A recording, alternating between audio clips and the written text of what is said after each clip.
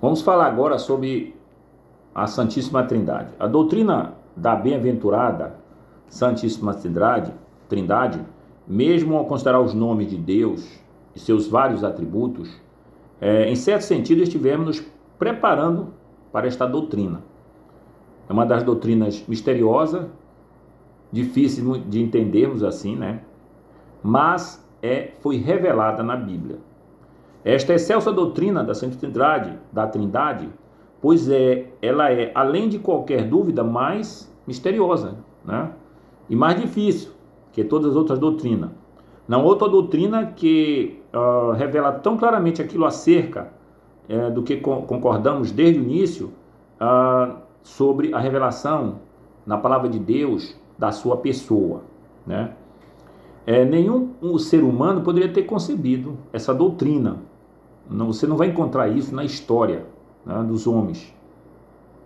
Ela, em certo sentido, a mais excelsa e a mais gloriosa de todas as doutrinas, a coisa mais espantosa e estonteante que aprove a Deus revelar de si próprio. Não podemos esperar que aprendamos com nossas mentes, ela está inteiramente além de nós e acima de nós. Simplesmente podemos contemplá-la com admiração, com temor e com adoração, bem como ficamos atônitos diante dela. A doutrina de Deus como amor, ou enfatizando um dos seus atributos de Deus, é o amor. Parece-me em si e de si mesmo implicar simplesmente uma pluralidade de pessoas na deidade. Então a ideia do amor tem que ter outro, né? Então a ideia é que o amor inicialmente está na Trindade. Se Deus é eterno é amor, então ele sempre amou, né? Antes da criação, antes que houvesse tempo, amou outro. Contudo, a quem ele amou, né? Acaso isso não implica quase que necessariamente numa Trindade? Tá certo? E isso realmente é o que a Bíblia ensina. 3 bem-aventuranças, pessoas na Trindade, têm amado umas às outras perfeitamente desde toda a eternidade. Então, o Deus da Bíblia, ele é triuno. O Deus que os muçulmanos creem, que eles chamam de Alá, não tem outro. Diz que só ele. Mas como é que ama? Sempre o amor está ligado a outro, né? Então, por isso que essa ideia do amor, né, é muito forte no cristianismo. Por quê? Porque o amor já existe na Trindade. Na Bíblia, ela tem a nos dizer, então vocês notarão, enquanto a percorrerem, que não faz uma única afirmação explícita dessa doutrina. Você não vai encontrar uma afirmação explícita. Em parte alguma da Bíblia, você achará uma afirmação de que Deus, em Deus há 3 pessoas. Você não vai achar essa afirmação, tá? Pai, Filho e Espírito Santo. Por implicação, porém, a doutrina da Trindade, como veremos, será encontrada no Velho e no Novo Testamento, né? Por implicação. Lemos: ouve Israel, o Senhor nosso Deus é o único Senhor, aqui em Deuteronômio 6,4. Essa foi a mensagem constantemente repetida aos filhos de Israel, e ela era absoluta, naturalmente essencial, porque os filhos de Israel eram a única nação no mundo que havia recebido esta afirmação, esta revelação do conhecimento de Deus. Estavam cercados por nações que criam uma variedade de deuses. O problema na época do Velho Testamento era o politeísmo, né? E as pessoas tinham diversas divindades da guerra, da paz, e assim por diante. Baal, Astarote, Júpiter, Marte, Mercúrio, Zeus, todos esses eram seus vários deuses. E acima de tudo, os filhos de Israel foram chamados a proclamar a unidade de Deus, o fato de haver ser único, né? Então, nosso Senhor, de fato, disse a mesma coisa quando usou a palavra eu e o Pai somos um, em João 10:30. Não dois, né? Então, vocês descobrirão que Tiago salienta o mesmo ponto. Tu crês que há um só Deus? Né? Fazes bem. Assim, pois, enquanto considerarmos esta grande e bendita doutrina da Trindade, finalmente, quer entendamos, quer não, né, o que estamos dizendo, devemos continuar afirmando que não cremos em 3 deuses. Há um só Deus, em 3 pessoas. As mentes mais excelentes da igreja, ao longo dos séculos, né, têm lutado com isso, para explicar. Daí, nada poderia fazer além do que estão fazendo agora, que nós estamos fazendo. Dizem que Deus é um só, não obstante este Deus, que é um só, em sua natureza mais íntima, existem 3 pessoas.